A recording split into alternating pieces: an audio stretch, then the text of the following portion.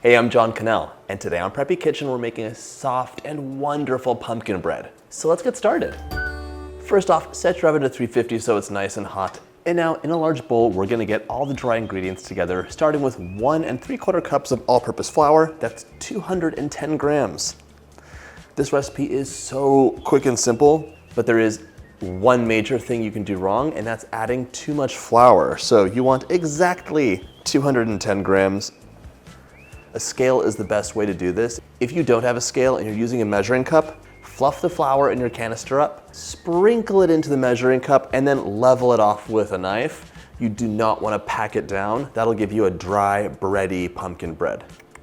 To puff things up, 1 teaspoon of baking soda and half a teaspoon of baking powder.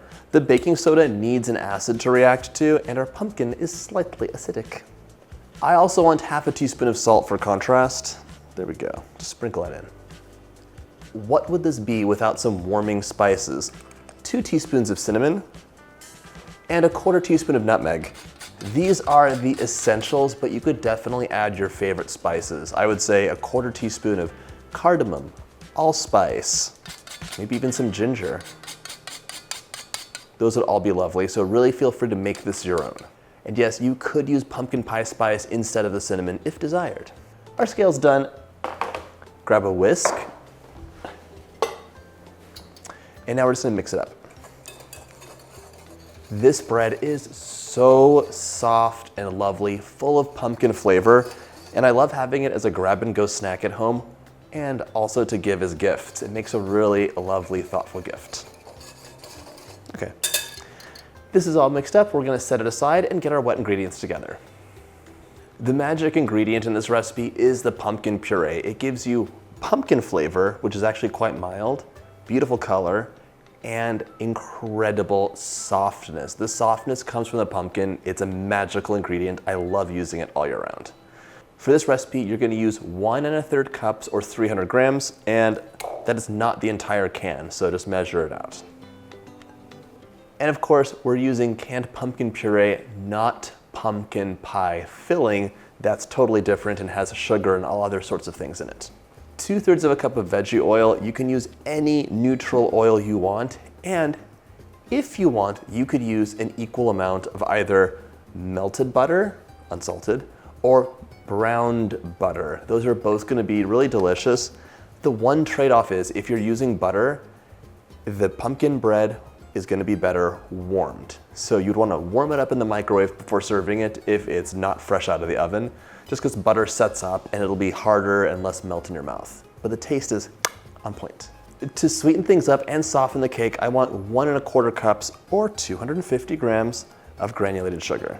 If you love the flavor of brown sugar, you could also go 50-50 brown sugar and white sugar. It'll give you that caramel note. It's just that we can't use all brown sugar in the recipe because the cake needs a little bit of structure and that has too much liquid. Add that in. 2 room temperature eggs will help hold things together, so crack them right in. And by the way, if you like my videos, make sure you hit that subscribe button. There's 2 new recipes every single week, shorts, and there's always something delicious on the horizon. I'm also gonna add 1 teaspoon of vanilla for a little added flavor. And now all we have to do is whisk this until it's combined, so give it a good mix. This is a really fun recipe to make with kids too, by the way, because it's such a simple stir together situation. And also like the colors, how could you say no to this beautiful orange? Now all we have to do is pour the wet into the dry and mix it up a tiny little bit. You know, aside from adding too much flour in this, the other thing that could go wrong is over mixing your batter. What we want to do is pour this in and then fold it together really gently. If it does get overmixed, you're gonna have a gummy, denser, just cake that you kind of like, it's kind of chewy, it's not cool. Okay, let's fold that together. And at this point, once it's partially mixed, you could add some mix-ins. I'm gonna leave mine plain today, but you could add 1/2 to 3/4 of a cup of chocolate chips, toasted walnuts, toasted pecans, candy bits, anything you'd like. It's really your recipe. Just scrape the bottom of the bowl down and find any of those hidden pockets of flour. If you were adding any mix-ins, they would go in right as the flour is just a bit of streaks here and there.